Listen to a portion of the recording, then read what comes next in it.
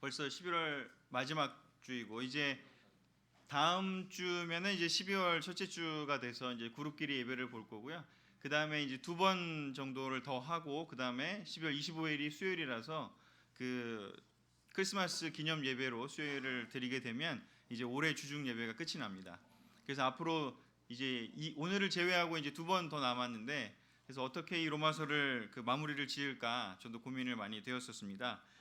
그래서 그 이야기를 이제 그 세 번에 걸쳐서 앞으로 남은 9장부터 16장까지를 정리를 하려고 합니다.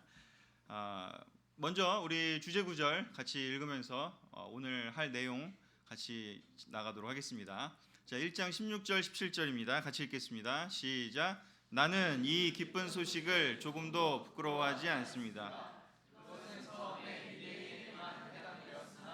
이제는 이방인에게도 전파되어 모든 믿는 사람들을 구원하는 하나님의 능력이기 때문입니다. 이 기쁜 소식에는 오직 믿음으로만 하나님과 올바른 관계를 갖게 된다는 것이 나타나 있습니다. 아멘. 로마서 9장, 9장부터 11장까지를 함께 묻겠습니다. 9장부터 11장까지가 그 하나의 어떤 흐름이 있습니다. 그것은 이제 이스라엘과 즉 유대인과 이방인의 관계에 대한 이야기가 주로 나오고 있고 그 주제를 3장에 걸쳐서 정리를 하고 있습니다. 그리고 이제 12장부터는 그 로마 교회 내 안에서의 관계에 대한 이야기입니다.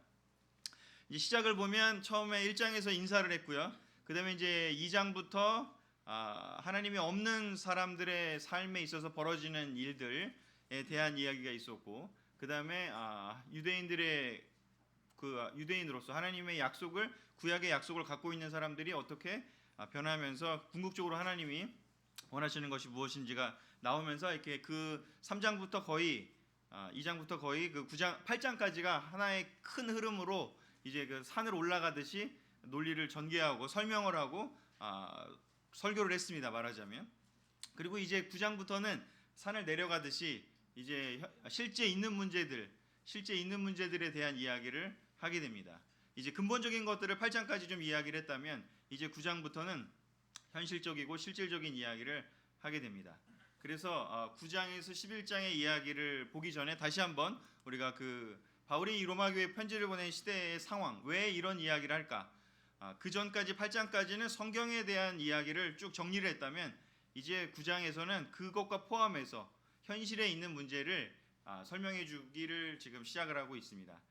이 시대의 상황을 이해하기 위해서 첫 번째로 이방인의 구원이 지금 이루어지고 있죠. 초대교회에서 이스라엘의 불순종, 이것을 그 구약을 아는 사람들을 생각해 보면 이것이 너무나 좀 이해가 안 되는 거예요. 왜냐하면 하나님의 약속을 받았고 내 백성이 될 거라고 얘기했던 사람이 메시아 예수님을 부인한다는 게 도저히 이해가 안 되는 상황인 거죠. 그래서 그 부분에 대한 질문들이 있었고, 또 반대로 얘기하면 이스라엘 백성들이 왜 어떠한 상황에 있었고 어떤 지금 과정을 거쳐서 지금 이러한 상태, 즉 어떤 소수의 사람, 바울을 포함해서 소수의 사람은 이스라엘 백성으로서 소수의 사람은 예수님을 받아들이고 또 대다수의 사람들은 왜 안 받아들이는지 이방인들 입장에서는 이거 이해할 길이 없는 거예요. 그래서 이방인과 그 이스라엘 유대인, 그 유대계 출신의 제자들과 또 로마 출신의 제자들이 그 섞여 있는 그 로마 교회 형제자매들 입장에서는 이 부분을 설명을 할 필요가 있었던 거죠. 그래서 이 부분에 대한 설명을 사실 로마서의 여러 군데에서 또 많이 설명하고 있어요. 그래서 양쪽이 모두 다 이해할 수 있도록 설명을 해주고 있습니다. 그리고 두 번째는 제가 처음에도 얘기했지만은 원래 이 시작한 사람들이 유대계 로마 사람들, 그래서 디아스포라 유대인들이었는데 사도행전 2장에서의 그 상황, 그 베드로의 설교가 있고 성령을 받았던 그 오순절 사건을 경험한 그 몇 명의 사람들이 이제 로마로 돌아와서 거기 교회를 세웠다라는 그런 상황이 있었죠. 그래서 그들이 그 지역에서 살면서 전도를 했죠. 그러면서 이방인들이 많이 이제 포함이 됐는데 클라우디오 총독 때 그들을 또 추방하는 사건이 벌어졌다라고 설명을 처음에 드렸었습니다. 그래서 그들이 고린도라든가 에베소라든가 다른 지역으로 피신을 갔다가 그 어느 정도 몇 년의 시간 동안 그 유대 이방인들이었던 영크리스찬들이 교회를 인도하기 시작을 했고, 그들이 또 거기서 전도를 하면서 영크리스찬이었음에도 불구하고 힘든 상황이었지만 전도를 해서 로마 교회가 성장하게 된 거죠. 사실은 어려운 상황일 수도 있었고 교회가 없어질 수도 있었는데, 그랬는데 이제 다시 그 나갔던 사람들이 클라우디오 총독이 죽게 되면서 그 칙령이 이제 효력을 사라지게 되고, 다시 이제 외부에 나갔던 유대계 그 로마 사람들이 돌아오게 돼서 교회에 이제 그 안에 포진하게 함께 지내야 되는 상황이었습니다. 그런데 이제 그렇게 돌아왔더니 문제는 뭐냐면, 그 동안에 열심히 그 어려운 상황에서도 열심히 그렇게 교회를 인도하고 이끌고 또 제자 삼았던 사람들 가운데서 우월감이 생긴 사람들이 생겼던 거죠.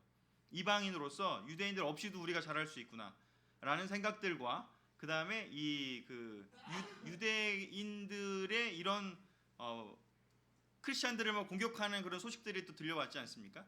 그래서 그런 상황들을 봤을 때 이해할 수 없고 뭔가 그래서 약간 적대하는 마음도 생기고 하면서 이 로마 교회 상황이 뭔가 이게 하나가 되지 못하는 어떤 상황이었던 겁니다. 그래서 이 부분을 바울이 좀 해소해 주기를 또 원했습니다. 세 번째는 바울에 대한 다른 지역에서 들리는 소리들이 있었어요. 상대적으로 로마 교회는 좀 덜했지만 너무 멀리 있었고 또 그렇게 영향을 많이 쉽게 받을 수는 없는 상황이었고, 그런데 뭐 갈라디아서나 고린도서나 아니면 다른 성경책들을 보면, 편지글들을 보면 바울이 그 이방인들의 사도라고 해서 막 전파하고 막 그 이방인들을 전도하고 다니는 것에 대해서 불만인 사람들이 많이 있었어요. 그래서 그 뭐 예루살렘 교회에서 안디옥으로 가기도 하고, 또 안디옥에 있던 그 유대계 그 제자들 중에서 어떠한 그 바리새적인 개념을 가지고 있던 사람들이나 이런 사람들이 그 갈라디아나 아니면은 뭐 에베소나 아니면 다른 그런 지역으로 올라와서 바울이 권위가 있지만 그만 있는 것이 아니다라는 이야기를 하는 사람도 있었고, 어떤 사람은 아예 바울이 잘못 가르쳤다 그렇게 얘기하는 사람도 많아요. 그래서 지금의 시대에는 사실은 바울 그러면 너무 놀랍고 모두가 다 받아들이잖아요. 근데 사실은 바울이 살아있을 동안에는 그렇지 않았어요. 굉장히 그 공격을 많이 당했고 힘들게 살았던 거예요. 그래서 사실은 그걸 알고 보면 더 놀라워요. 그래서 여러분 누가 막 이렇게 공격하고 이러면 너무 어렵지 않아요?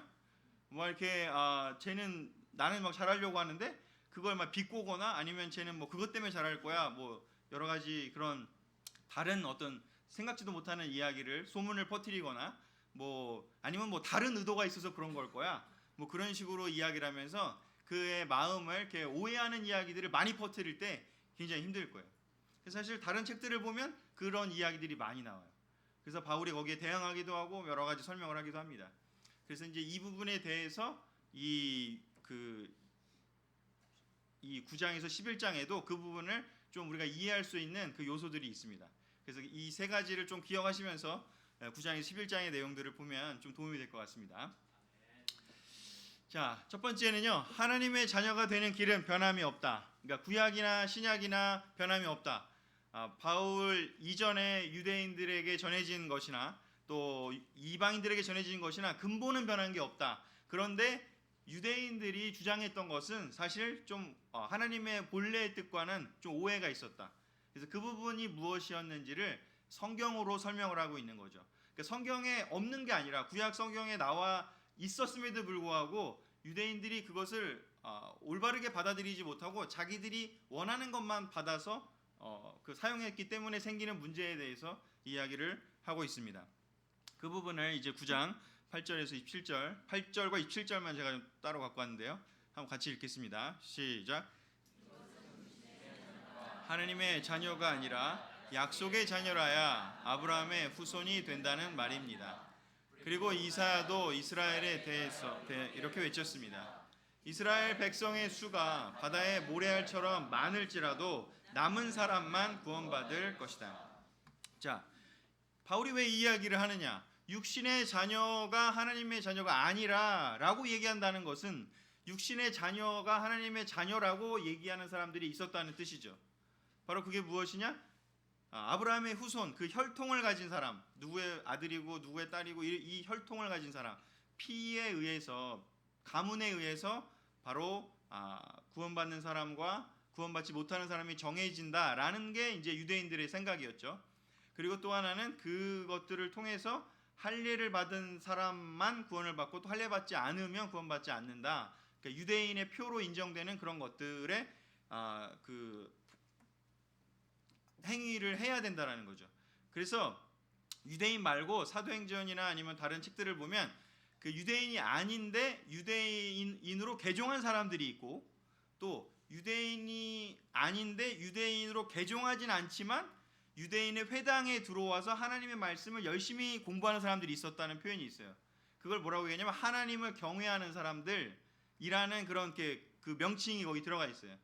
그래서 크게 보면은 그 회당 안에, 그 공동체 안에 하나님 말씀을 들으려고 하는 그런 그 구약에 대해서 들으려고 회당에 모였던 사람들의 부류가 그렇게 나눠져 있습니다.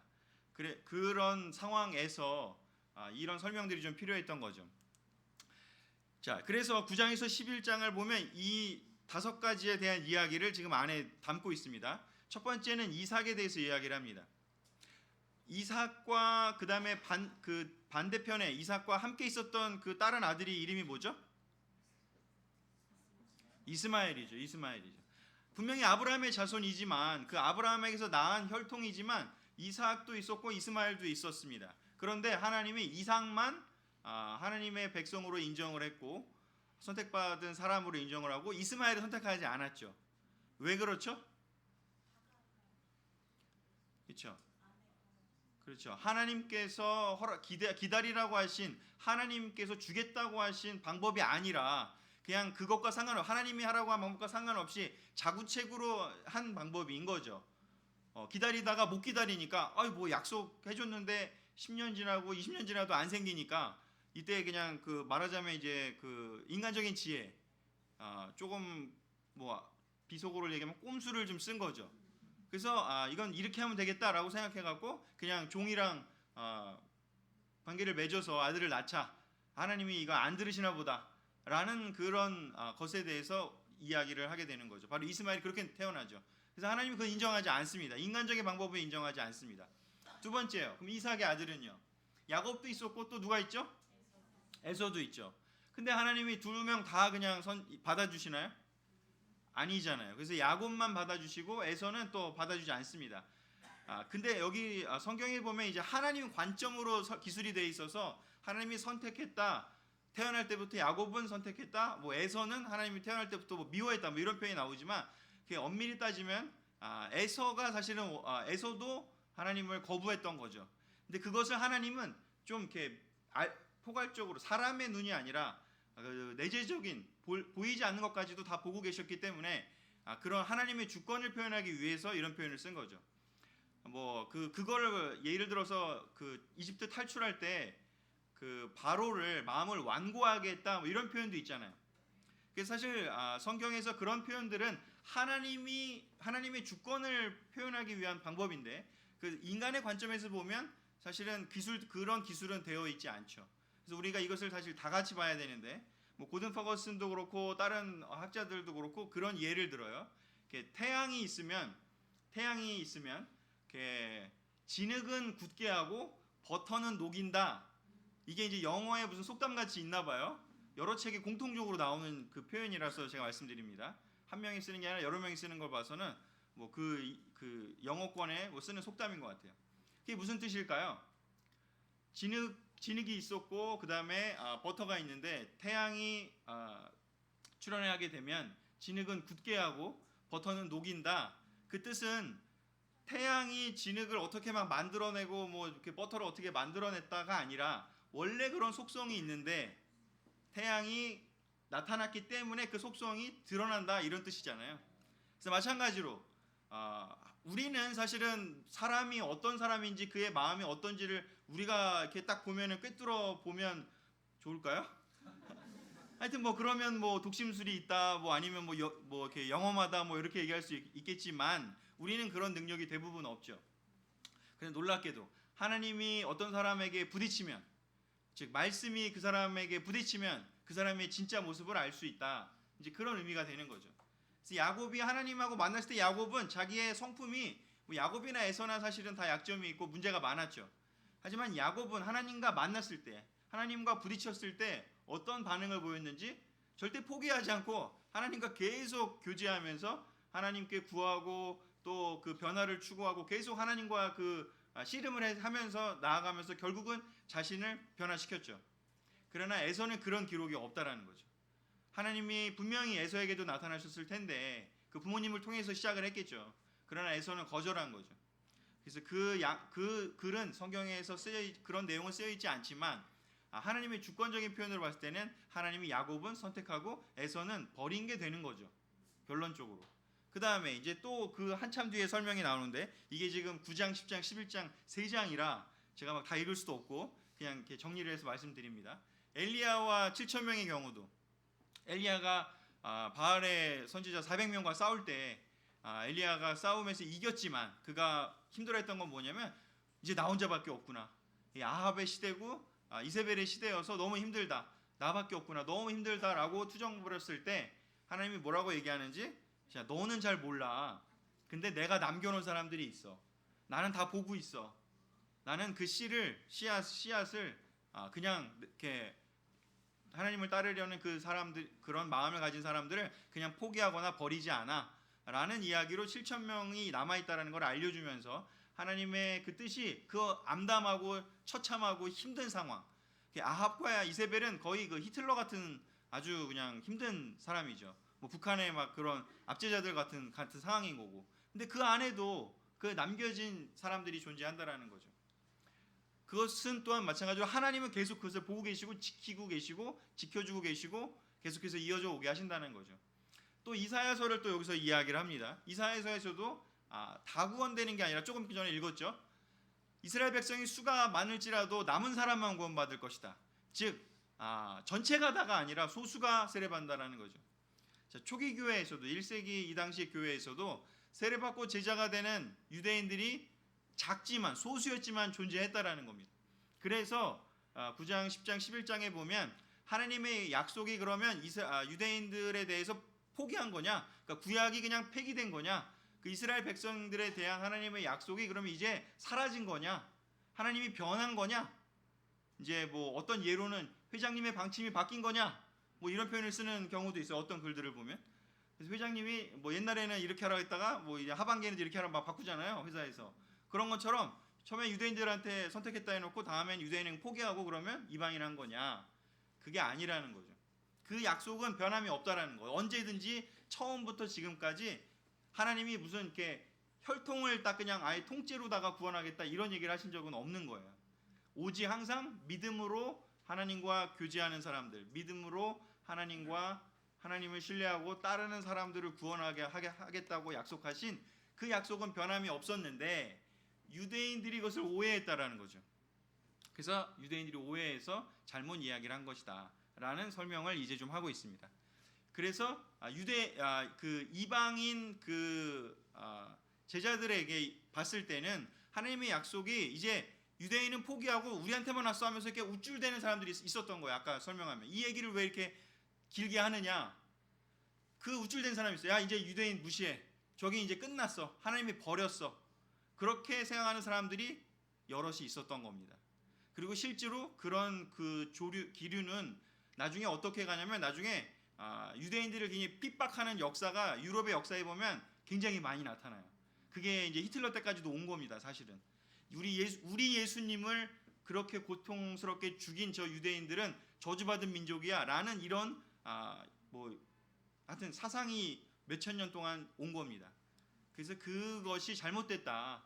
하나님의 약속이 변하지 않았고 유대인들에 대한 약속도 변하지 않았고 그 중에도 세례받은 나 같은 사람 바울을 봐라. 나도 유대인이지만 선택받지 않았냐. 하나님의 약속이 실패한 게 아니다. 이 설명을 하는 겁니다. 조금 길고 어려운 내용이었지만 근데 중요한 건 하여튼 하나님의 자녀가 되는 길은 변함이 없다. 우리 시대에도 마찬가지로요. 우리에게 적용하면 어떤 얘기를 할 수 있을까요? 조금 이따 얘기를 하고 일단 이 구절을 또 한번 읽도록 하겠습니다. 하나님은 9장 15절과 또 10장 11절인데요. 같이 읽도록 하겠습니다. 하나님은 시작. 하나님은 모세에게 불쌍히 여길 것이다 라고 말씀하셨습니다. 성경에서도 누구든지 그를 믿는 사람은 부끄러움을 당하지 않을 것이다 라고 말합니다. 유대인과 이방인 사이에 차별이 없습니다. 네, 변함없는 그 하나님은 유대인이나 이방인에 원래 차별이 없었다라는 겁니다. 근데 유대인들이 그걸 착각해서 자기들만 구원받을 거라는 그런 이상한 논리를 만들어냈다는 거죠. 애초에 하나님이 아브라함을 선택한 거는 아브라함만 선택하고 그 다음에 다른 사람들을 선택하지 않으려는 게 아니라 아브라함을 통해서 다른 사람들을 선택하려고 했던 건데 그걸 오해했다라는 거죠. 자, 하나님은 은혜 베풀 자에게 은혜 베푸고 불쌍히 여길 자를 불쌍히 여길 것이다. 하나님은 정확하고 정의롭고 올바르시다는 거죠. 하나님만이. 그래서 우리가 사람들의 그 판단이 잘못될 때가 많아요. 근데 하나님은 실패하지 않지 않습니까? 우리가 예전에 뭐 초대할 때나 이럴 때 보면 야, 저 사람은 좀 안 될 것 같아. 그런 생각으로 우리가 가지고 있더라도 근데 누가 초대했는데 부르르 떨면서 가서 막 이렇게 막 체인 감고 있고 막 이렇게 막 머리 막 이렇게 펑키처럼 하고 있고 그런 사람인데 초대했는데 온 사람들이 있대요. 지금 LA 교회 얼바인에 있는 형제가 떠오르는데 도저히 저 사람은 제자가 될 것 같지 않다. 외모로 봤을 때. 근데 그 사람이 지금 얼바인 교회에서 지금 놀랍게 섬기고 있는 어떤 형제이기도 하고 그런 형제가 사실은 많죠. 그런 자매가 많을 수도 있고요. 그런 것처럼 우리가 보는 건 겉모습이지만 하나님이 보시는 것은 속마음이기 때문에 하나님은 정확하시다. 그래서 우리가 편견을 깨기 위해서라도 하나님의 관점을 자꾸 우리는 더 살펴봐야 된다라는 뜻이 됩니다. 마찬가지로요. 저 사람은 영적이지 않은 것 같아. 저 사람은 뭐 어떤 것 같아. 저 사람은 어떤 것 같아. 그런 인간적인 얘기들이 정말 옳지 않을 수도 있고 그럴 수 있다는 거. 사람의 판단은요. 고린도전서 4장이 그래서 사람의 판단에 나는 신경 쓰지 않습니다. 오로지 하나님의 판단에 신경 씁니다. 아까도 얘기했지만 바울이 얼마나 고통을 당했는지 진짜 바울이 갈라디아에서 떠나면 거기 와서 또 바울이 잘못된 거야? 라고 얘기하면서 계속 괴롭히고 또 바울이 또 데살로니가를 떠나면 또 거기 와가지고 또 바울이 문제가 있어 라고 얘기하고 에베소를 떠나면 에베소 가서 문제가 있다고 얘기하고 끊임없이 괴롭히는 그 1세기의 역사가 있었습니다.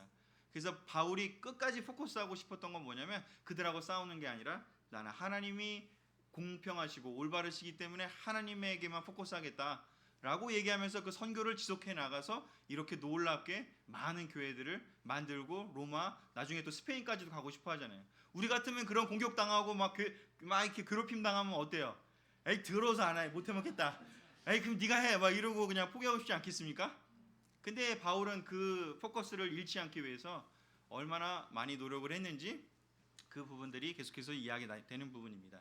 자, 성경에서 그럼 그를 믿는 사람은 하나님의 자녀가 되는 길은 바로 무엇인지 10장 9절과 11절 12절에 자세히 설명이 되어 있습니다. 같이 읽어보도록 하겠습니다.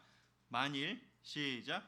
만일 여러분이 입으로 예수님을 주님이라고 고백하고 또 하나님께서 그분을 죽은 사람들 가운데서 그것은 주님께서 모든 사람의 주님이 되셔서 주시기 때문입니다. 누구든지 주님의 이름을 부르는 사람은 구원을 받을 것이다 라는 성경 말씀도 있습니다. 자, 앞에서 나온 것처럼 누구든지 그를 믿는 사람은 즉 하나님을 신뢰하는 사람은 부끄러움을 당하지 않을 것이다. 구원받을 것이다. 이것은 변함이 없었다라는 겁니다.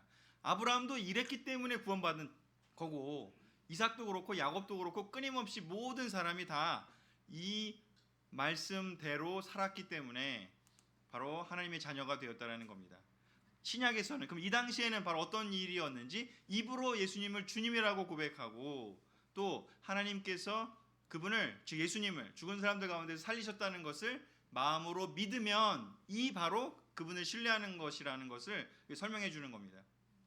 이게 뭘까요? 여기 두 가지가 우리가 세례받기 전에도 꼭 보는 구절이기도 한데 너무 중요한 두 가지가 이 안에 들어 있습니다. 하나님의 자녀가 되는 것은 바로 이 두 가지를 의미한다라는 것이죠. 바울이 얘기하는 겁니다. 뭐 유대인의 혈통 필요 없고요. 그 다음에 뭐 할례 필요 없고 중요한 게 이 두 가지가 있냐라는 겁니다. 첫 번째가 무엇인지 예수님은 나의 주님이십니다. Jesus is my Lord. 예수님이 나의 주님입니다. 이 주님이라는 단어는 뭐 여기에 그 큐리오스라는 헬라어를 사용하는데 이건 왕에게 그리고 노예가 자기의 주인에게 쓰는 표현이에요. 예수님은 나의 주님입니다. 그 얘기는 뭐냐면 예수님의 명하시면 난 뭐든지 하겠습니다. 그 뜻이거든요. 예수님이 나에게 명령하시면 지시하시면 난 뭐든지 하겠습니다. 여전히 유효하십니까? 이것에 대해서 예스라고 할 수 없다면 우리 좀 위험할 수 있다라는 겁니다. 우리가 세례받은 지 얼마가 됐던지 간에 뭐 아니면은 뭐 세례를 받았냐 안 받았냐의 이슈도 아니라는 거예요. 지금도 우리에게도 해당되는 이야기라는 거예요. 그리스도교 안에 들어왔기 때문에 그 구원이 보장되느냐? 그렇지 않을 수 있다라는 얘기예요. 물론 교회 바깥에 있다라고 해서 구원이 있다. 그거랑은 전혀 다른 얘기예요. 교회 안에 물론 구원이 있죠. 그런데 교회 아니라고 해서 다 구원받냐? 가 아니라는 거를 우리가 똑같은 이 논리로 보면 이 안에도 들어있을 수 있다는 겁니다.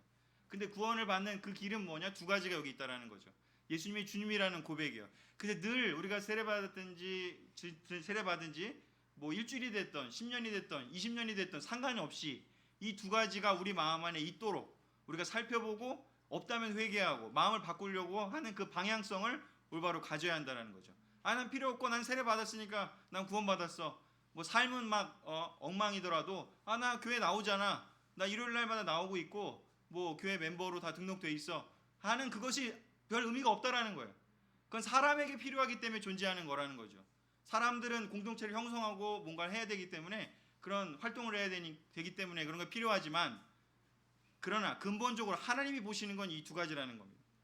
예수님은 나의 주님입니다. 예수님의 명령, 예수님의 말씀이 매일매일의 삶에서 우리에게 정말 영향력을 주고 있나요? 혹시나 내 의견이 내가 이걸 하고 싶은데 성경을 내가 읽거나 아니면 누군가가 보여줬을 때 그게 충돌해요. 그러면 내가 기꺼이 내 의견을 꺾고 예수님의 그 의견을 받아들이고 그것대로 할 수 있는지. 두 번째요. 하나님께서 예수님을 죽은 사람들 가운데서 살리셨다는 것을 마음으로 믿으면. 자, 아브라함이 믿은 게 뭐라고 얘기했죠? 3장 4장에서 죽었던 이삭이 죽더라도 분명히 하나님이 줄 거라는 것, 즉 부활을 믿었던 겁니다. 자, 두 번째로 그 하나님의 자녀가 되는 것에 포함되어야 될 마음이 뭐냐면 부활을 믿냐는 거예요.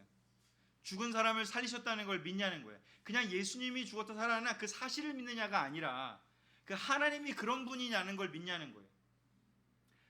죽은 그 이삭을 그렇게 바쳐도 하나님이 살리실 걸 믿었던 아브라함처럼 예수님이 부활을 통해서 죽음을 이겨내신 것을 우리의 삶에 적용한다면 많은 것들이 있겠죠. 내가 보기에는 안 될 것 같아. 저건 불가능해. 내가 어떤 약점인데 이게 바뀌는 건 불가능해. 또는 뭐 누구는 불가능할 것 같아. 뭐 이건 안 될 것 같아. 저건 안 될 것 같아. 하는 그 모든 죽음에 해당되는 그런 모든 상황들, 불가능할 것 같은 그 상황들에 대해서 하나님이 말씀만 하시면, 그 놀랍게 칭찬하신 그 장교도 그렇지 않습니까? 말씀만 하시면, 주님이 말씀만 하시면 될 겁니다 라고 믿었던 그 장교를 칭찬했잖아요. 그런 믿음이 여전히 우리 안에 있느냐는 거죠. 우리의 삶에서, 각자의 삶에서 그런 마음이, 하나님의 그 능력을 신뢰하는 마음이 여전히 있냐는 겁니다. 그런 게 없이 그냥 교회만 오고 그냥 왔다 갔다 하는 그냥 종교적인 그 생활을 하는 것은, 유대인들이 혈통을 자랑하고 할례받은 거 자랑하고 나 유대인이야, 이 증표 있어, 그거 자랑하는 것과 뭐가 다르냐는 얘기입니다. 중요한 건 마음이라는 겁니다. 하나님의 자녀가 되는 것은 변함이 없다라고요. 그래서 로마서 11장 22절 23절의 이야기가, 22절에서 23절의 이야기가 여기 나오게 또 되는 것이죠. 같이 읽어보겠습니다. 그러므로 시작. 그러므로 여러분은 하나님의 자비로우심과 엄하심을 생각하십시오. 엄하게 다스렸습니다. 그러나 여러분이 계속 하나님의 은총 가운데 있으면 여러분에게는 자비를 베푸실 것입니다. 그렇지 않을 때에는 여러분도 잘리게 될 것입니다. 꺾인 가지와 같은 유대인들도 그들의 불신앙만 버린다면 접붙임을 받게 됩니다. 이것은 그들을 다시 접붙일 수 있는 능력이 하나님께 있기 때문입니다. 그 우쭐한 유대인들, 이방인 제자들이에요. 이방인 출신의 제자들, 유대 배경이 없는 그 제자들이 로마 교회에 중추적인 일들을 좀 하는 사람들이 생기면서 그 우쭐한 사람들에 나타났습니다. 그들에게 이야기하는 겁니다. 야, 유대인들도 저렇게 하나님이 엄하게 다스리는 걸 봤다면 그걸 네가 자랑하고 이제 그러면 유대인들은 됐어, 하나님 우리 선택했어, 이렇게 볼 게 아니라 우리가 더 겸손한 태도를 갖는 게 옳지 않겠냐라고 바울은 설명하는 겁니다. 유대인들이 그 고통을 당하고 유대계 출신의 제자들이 그 고통을 당하고 몇 년 동안 추방당했다 다시 돌아왔으면 그들을 맞아주고 따뜻하게 대해주고 함께 다시 붙들고 함께 일하고 해야지 왜 그들을 무시하고 왜 그들을 이제 유대인들을 배척하고 그렇게 경쟁하는 식으로 하나가 되지 않고 그렇게 생활하냐고요. 우리 안에도 뭐 이 구절은 그뿐만 아니라 훨씬 더 적용을 확대해서 할 수 있겠지만 하나님의 자비로우심과 엄하심을 우리가 잘 이해해야 됩니다. 바울은 그 부분을 잘 설명하고 있습니다. 우리가 제자로 살았다는 것만으로 끝날 일이 아니라는 겁니다. 하나님의 자녀가 되는 그 본질에서 벗어나지 않을 수 있도록 특히 아까 제가 보여드린 이 구절 로마서 10장 9절을 깊게 묵상하시기를 권해드립니다. 자, 두 번째는요. 그러면 자기 의가 아니라 하나님의 의를 추구하라. 이게 이제 그 자기 의를 추구하는 문제가 그 유대인 전통에서 문제가 되었다라는 것을 이제 로마서 9장 10장 사이에 설명을 합니다. 9장 30절에서 32절에 이렇게 되어 있습니다. 시간 관계상 제가 읽겠습니다. 하나님을 찾지 않던 이방인들은 믿음으로 의롭다는 인정을 받았는데 율법을 지키려고 애쓰던 이스라엘은 그 인정을 받지 못하였습니다. 왜 그렇습니까? 그들은 믿음이 아닌 행위로 그것을 추구하다가 장애물에 걸려 넘어진 것입니다. 자, 여기서의 핵심은 무엇이냐면 율법을 지키려고 애쓰던 이스라엘이라는 말이 정말 성경 말씀을 귀하게 여기고 그 율법 하나님이 주셨다고 생각해서 그것을 열심히 지키려고 했던 그 마음이 아니라 율법에 있던 어떤 그 규칙들을 지킴으로 인해서 하나님과 상관없이 나 이것도 했고 이것도 했고 이것도 했으니까 나는 통과, 나는 패스, 나는 대단해. 그렇게 그 뭐 부유한 청년이 왔을 때 예수님이 물어보죠. 너 이거 지키고 이거 지키고 이거 지켰어? 했더니 저 다 지켰어요. 예수님 저 다 지켰어요. 칭찬해 주세요. 그러잖아요. 근데 예수님이 한마디 하죠. 잘했어. 그 다음에 근데 너 한 가지 부족해. 다 팔고 가난한 사람 나눠주고 그 다음에 따라와. 그랬더니 이제 그러면 그거는 하면서 생각 좀 해볼게 이러고 돌아가잖아요. 이제 그런 태도라는 거죠. 그 부자 청년의 태도가 바로 이 율법을 지키려고 애쓰던 이스라엘이라고 얘기를 하는 거죠. 어떤 것들을 함으로 인해서 내가 우월하다고 생각하는 이제 나 하나님이 나 인정해 주겠지 라는 태도가 아니라 나는 정말 하나님께 인정받을 수 없는 사람인데 하나님 정말 저를 불쌍히 여겨주시고 저를 구원해 주십시오. 제가 하나님이 필요합니다 라는 태도를 가진 사람들은 구원을 받았지만 그렇지 못한 사람들은 자기의 힘으로 뭔가 해보려고 하는 사람들은 다 그 넘어지게 되었다라는 이야기죠. 그래서 지금의 시대에도 자기의 의로 이 부분은 자랑하는 분도 있지만 또 그걸 못하면 이렇게 다운되고 막 그걸 못했기 때문에 이렇게 힘이 없어지고 뭔가 이렇게 힘들어지는 사람들도 이 본질에서는 벗어나지 않을 수 있습니다. 이 부분에 해당될 수 있습니다. 그래서 그 부분을 잘 기억해 주셨으면 좋겠고 예수님도 이 부분에 대해서 이렇게 이야기하셨죠. 마태복음 23장 23절 25절이요. 제가 읽겠습니다. 율법학자들과 바리새파 사람들아 너희 위선자들에게 불행이 닥칠 것이다. 너희는 박하와 회향과 근처의 11조는 바치면서 율법 가운데 더 중요한 정의와 자비와 믿음을 저버렸다. 그러나 11조도 바치고 이것도 버리지 말았어야 했다. 너희가 잔과 접시의 겉은 깨끗하게 하지만 그 속에는 탐욕과 방탕으로 가득 차 있다. 자, 11조를 폐기하라 또는 뭐 성경 보는 거를 폐기하라, 성경 지키는 걸 폐기하라 이런 게 예수님의 목적이 아니었죠. 그것도 하는데 중요한 건 그걸 하는 데서 자기 의를 찾는 게 아니라 그 안에 들어있는 근본적인 하나님이 왜 이걸 하라고 했을까? 하나님이 왜 이걸 하라고 했을까? 그걸 생각하면서 하나님과의 관계 속에 들어가서 나오게 되는 정의와 자비와 믿음, 그 본질에 대해서 생각하지 않게 되면 내가 뭘 했냐 안 했냐에만 계속 포커스하게 된다는 거죠. 하나님이 주신 게 그거구나, 하나님이 원하시는 게 그거구나, 하나님이 요구하시는 게 그거구나, 그거를 생각하면서 사는 게 더 중요한 건데 그게 아니라 그냥 했냐 안 했냐, 그래서 나는 통과, 너는 통과 안 돼, 이렇게 나누고 배척하고 갈라치고 싸우는 그런 방법이 옳지 않다라는 거죠. 겉이 아니라 속마음을 보라는 거죠. 그래서 예수님이 율법을 폐하러 온 게 아니라 완전하게 와러 오신 것을 마태복음의 그 주제를 로마서에서 바울이 다시 한번 이야기하는 거죠. 자, 마지막으로요, 세 번째요. 시간이 지금 많이 없어서 제가 조금 빨리 하는데 그냥 이 세 번째 부분이 마지막입니다. 세 번째 포인트. 이스라엘을 사랑하는 바울이 이방인의 사도로 열심히 사는 이유를 설명해 주는 부분입니다. 아직까지 로마서를 보면 로마에는 그렇게 바울을 막 견제하거나 너무 멀어서 그런지 거기까지 와가지고 자 바울은 잘못됐어, 바울 쫓아내, 이렇게 얘기하는 사람은 없었던 것 같아요. 학자들도 그렇게 보고 있습니다. 그러나 그런 이야기가 있다라는 것은 들려왔을 것으로 다 추정을 합니다. 그래서 바울이 설명을 하는 부분입니다. 9장 2절과 3절, 10장 1절은 중요한 읽으면 너무 좋은 구절이라 같이 읽겠습니다. 나에게는 시작. 나에게는 큰 슬픔과 그치지 않는 마음의 고통이 있습니다.